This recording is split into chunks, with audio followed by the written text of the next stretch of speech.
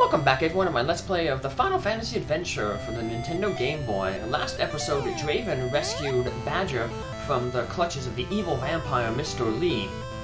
He had abducted her, or rat-napped her, and stuffed her in a coffin in his basement. I guess he was going to drink her blood, like an evil vampire would. But luckily, Draven managed to find her, rescue her, and then he used the chain whip that he found inside the mansion, not only to defeat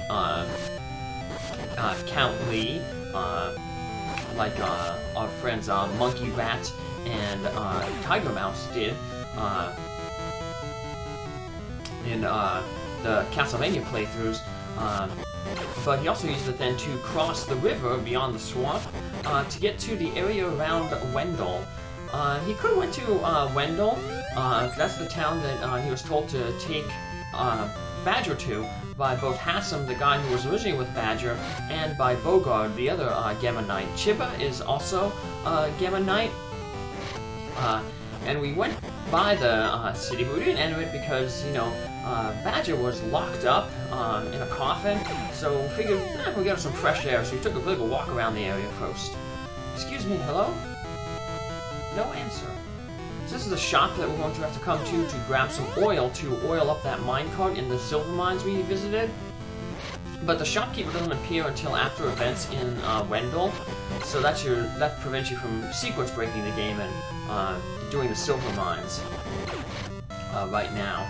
So, but speaking of Wendel, we're going to head there right now to advance the plot of the game. So it's over here to the right. We're going to have to. We finally got to use our battle axe to chop down trees. Navigate this forest over here. Watch out for the bees. Fire magic. It's probably your most useful spell. We will be getting another spell here soon in Wendel. That's not really going to be all that useful, but yeah, fire is your most accurate spell. Not only do you have it the longest, but you know, it gets homing abilities pretty good. So, and it's pretty cheap. So only 2 magic points to cast. So here we go in Wendel. Welcome to Wendel, the secret town. Let's just get ourselves healed up. We saw there's an inn there, but why use the inn when Badger will save us the money and heal us on our own? Dwarf Cave is to the west. We explored that earlier. Like the Dwarf Cave in Final Fantasy V, who I've done the Forge Out Fiesta for these past 4 years. Cibba is a sage. He used to be a great warrior. The Dwarf Kingdom in this game is also very tiny. I think there was like 6 dwarves in total. There were 5 in Final Fantasy V. So let's buy some iron armor. We already have an iron shield. We got that a long time ago for free. There's no better helmet yet, so we don't have to worry about buying that. And we'll make some room for our inventory. Luckily, the silver mine coming up doesn't have any locked doors, so you don't really need any keys for it. You will need some mattocks, but if you don't have any mattocks, you don't have to worry about buying them right now. Not because there's enemies to farm in the for mattocks in the cave, but you'll see when we get our new partner. So let's just sell all this old equipment that we'll never use. Probably put some of these Tier 2s out of the way, because we have Badger to heal us up, so the inventory fills up really, really quick in this game. And you don't really need a full inventory unless you're farming at the end of the game for like rare equipment, and I'll show that off, of course, at the end when we have to start doing that. But alright, let's head on out and finish exploring the rest of the town here. Cibba's in here, okay? The waterfalls makes all our rivers flow. The water springs from the root of the tree of mana. Mana is supporting our nature. And that's the tree that Julius and Darklord want to somehow reach, but it's sealed. Hello again, how have you been?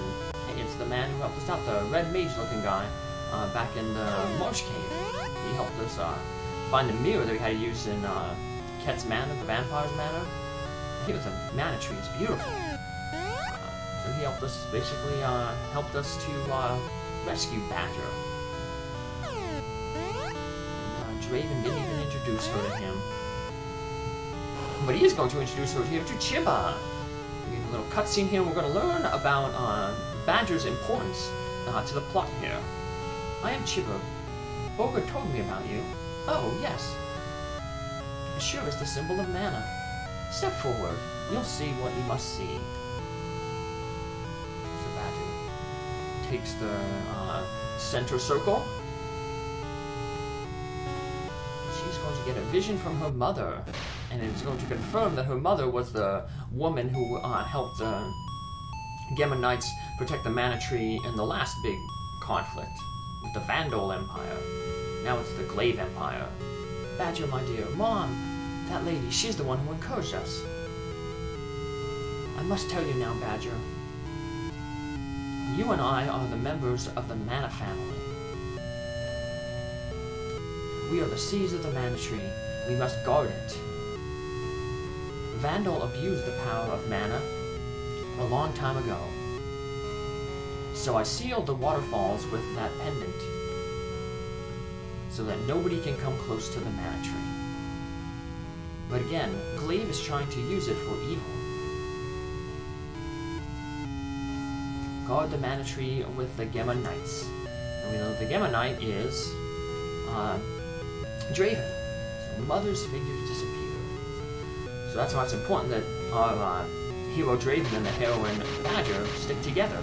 Because they are in charge of protecting the mana tree. Glaive is attacking us. What? I'll take you to a safe place. Thank you. He's going to escort Badger away. Where did he take her? I'll check. You step outside. There's a guy knocked out there, but let's go back and talk to Cibba real quick. Make sure he's okay. Who is that man? Oh, he's a red mage who helped us in the marsh cave. He attacked from behind. Well, the only one who could attack from behind was the man who was with us, the red mage who was in the temple with us, because no one else was in the temple and left the temple. It was just him and what's going on with the red mage guy? So we just walk around the town, each of the different sections. There's just monsters to fight. There are those weak monsters. There are the Rabbites and the bees enemies. So nothing too difficult. They're just here to you know, indicate that the enemy is attacking this town. So we leave the town. We're going to run into that man. There he is. Badger! Hey, where is Badger? Yeah. And it turns out that man was really Julius in disguise. Julius? Why? You helped me once before. I was not sure if she was the right girl or not until I saw what happened inside there. I was waiting for this chance to get her. Oh, and now Glaives has her in our hands. Badger! He shoots us with a nuke spell. We'll learn that spell at the end of the game. You have no chance against me, my dear. It's the most powerful black magic. But you get it so late in the game, and it's more like a plot magic than anything else. You need to uncover a final dungeon. Or one of the final dungeons. Alright. Badger, where is she? Julius took her to the west. In his airship.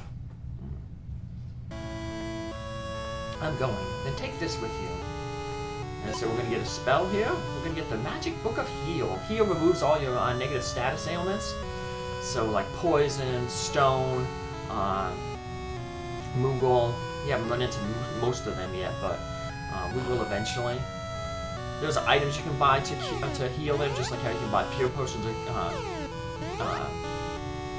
cure poison. But, you know, as I was saying earlier on, the inventory is very limited.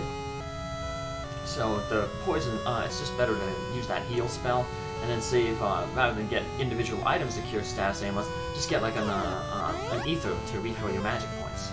Magic is really cheap in this game, so You don't really need like a lot of ethers to refill everything. So we're gonna get some wisdom there, keep our stats kind of even. We got lucky there, we found some gold. Remember, the pig warriors have 2 drops, gold and candy. Candy just restores 8 hit points, really weak heal item. So the gold is nice because, you know, you can sell that for 750 gold pieces. So, just wandering around this way, exploring the beach again. These crabs are really good for dropping the nectars. Nectars, like I said, they increase your power for a little bit of time. So they'll be good for, like, boss battles. But the next boss battle we're going to go to is pretty easy. It actually can be the easiest battle in the game. Oh, the second easiest battle in the game.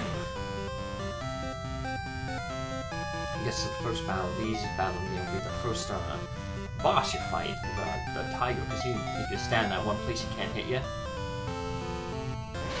So now that we've experienced those events in Wendel, we're going to head back down to the shop. Remember, earlier the shop was empty, no one was here. But after the events in Wendel, this guy's going to be here. He is going to sell us that oil that we need to oil up the minecart. So we buy the oil, and then we step out. We saw that minecart earlier last episode when we did the exploration into the silver mine. That's the way to keep you from going into the silver mine and advancing the plot before you're supposed to advance the plot. And now our goal is to basically get to the west to find Julius's airship, where he's taken Badger. But remember, we can't go to the west because it's blocked by the Gaia cave. And Gaia doesn't like anything that doesn't taste like silver. So we're going to have to go to the silver mine, get some silver, and then use that silver to appease Gaia to get through him, to get to the area where Julius's airship is. Up to the north there is that inn, but we don't really need it. But what we should do is we should put on our oil onto our items, and then also we're going to equip our sickle. Because we're going to have like kind of like a little mini game here, I guess. So you put the oil on the cart, and that allows you to move it. And you're going to see switches. We want to miss the first switch. That changes the direction of the track. And the sickle is good for like hitting the switches because it spins around. We want to hit the second switch and the third switch. If you miss the switches, you're just going to keep moving around in a circle, and you're going to have to repeat the area until you hit like the right switches. But if you hit the second and third switch, you end up at this dead end. You go flying, and you land down here. Wow, are you okay? Ouch. That guy's name is Watts. And we learned he was the dwarf who likes silver, who was going to this mine to get silver, so he confirms that. He's looking for silver. Let's go together then. Watts will fight with you. He'll actually throw axes that are pretty strong, actually, do a decent amount of damage. And the axe command with Watts is he brings up a shop. He carries a bunch of items with him. So that's why I say you need to farm the Maddox, because you can just buy Maddox right off of Watts down here. So I didn't keep a lot of Maddox. I only kept this one here just to show off how you can use Watts. Yeah, unfortunately in this dungeon there's no enemies that drop Maddox, but it's good to give you Watts here so you can buy stuff. You won't need to buy any keys off him, because there's no locked dungeons in this, there's no locked keys, there's no locked doors in this dungeon. Like I said, we will need the Maddox. So if you really want to go over to the right, but I'm just going to go to the south here real quick. There's a healing pond here. I'm kind of low on hit points there. I'm probably a little less than a third of my health, so we're close to like a third of my health. So 51 would be 17 would be a third of that, but I'm pretty close. So might as well get that free heal, because unlike Badger, Watts is not going to heal us, but he will attack things. And he took out that spider there with his axes. I guess it was all for naught that we got that healing, because we just get healed up here and I'll level up. power. Next time we'll grab wisdom. This is a very short dungeon, thankfully. Spiders are annoying because they have poison, but we got that new heal spell. So if you do get poisoned by the spiders and their webs, they just use that heal spell. The only other enemy can inflict a thing is those mimic chests, but no more than the rest of the dungeon. But they can inflict the dark status on it, but we saw how that does it. It doesn't really do much. Kind of turns the background black, but you can still see the outline of the enemies and like major obstacles in the room, so it's kind of a pointless status.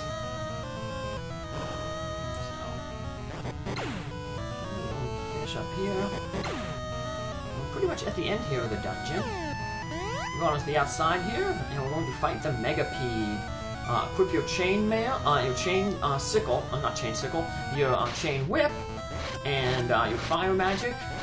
And you can stay right here. It'll take a while, but you can defeat this boss without getting hit, because he's just going to kind of do a figure down there between each of those 4 holes,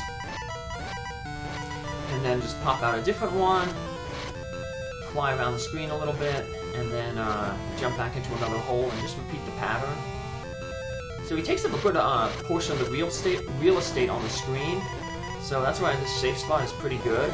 But like I said, it takes a while to defeat him from here, so you just gotta be careful that you don't like leave the screen when you're fighting him. But we have pretty good defense because we have that stamina, we have extra hit points, we have a bunch of magic points for curing. So I'm just gonna get down here to fight him to make things a little quicker here. With all the good equipment that we got, he's only taking like 1 hit point off every time he hits us. If you're really lucky when you're doing it in that safe spot, Watts will, he was kind of hanging out with us, but Watts will, like, if he's being nice, he'll walk down into the center here and hit this thing with his axes, so. And your partners are invincible, so they'll never, like, you don't have to worry about them getting hurt by this thing, or any of the bosses, or any enemies, actually. So we whip it enough times, we defeat it, and we get silver. And apparently Watts can also teleport, because he teleports us outside, but he isn't nice enough to teleport us back to the dwarf cave. He tells us the Gaia will let us in once we wear silver equipment. And he says he's going to go make that silver equipment, go back and meet him at the dwarf cave. So I guess this is explaining how he has time to make the thing while we're adventuring back. Although at the same time too, he's has to walk back. But maybe as soon as he left his screen, last screen, he teleported, like he did out of the dungeon. But luckily Watts works fast, and as soon as we get there, he will have completed almost an entire set of silver gear. We'll be able to get a new shield, new armor, and a new sword. One of the best swords in the game, actually. The silver sword. Hello, welcome to the dwarf cave. It's almost like in Final Fantasy 1 when you got the silver sword in Elfville. It was just a massive improvement over every other equipment they had until then. Really important for helping you get through the Marsh Cave. You had like a fighter or a red mage. In my first playthrough I had the red mage, Marty, and the second playthrough I had Bees and Chip, the fighters. It has its own will and feelings. It likes silver. Strange, isn't it? Now the dwarf confirmed that over to the west is where the airship is landed. And here's Watts. He made things out of silver. Take these and you can pass through Gaia. You only need to have one of these equipped to pass through Gaia. I guess one is enough, but like I said, we always want to upgrade our shield when we can because it helps block more projectiles, and the defensive power on the armor is good. We still have that good old bronze helmet though that we glitched to make stronger, so which is good because I mean we weren't able to buy any other better helmets. And we also want to buy the silver sword there. Sell a bunch of stuff, get rid of our clear some inventory, get rid of that gold. Maybe you can make something out of the gold. Old iron armor and shield. What makes the silver sword so good is that a lot of enemies are immune to a lot of different types of weapons. Some are even immune to like some like your regular sword, your broadsword. But the silver sword, like, there's only like 1 or 2 enemies in the game who aren't vulnerable to it. So it'll basically hurt all enemies, and we're gonna see some new enemies on our next episode where we chase down Julia's airship. Take care, have a good day, bye.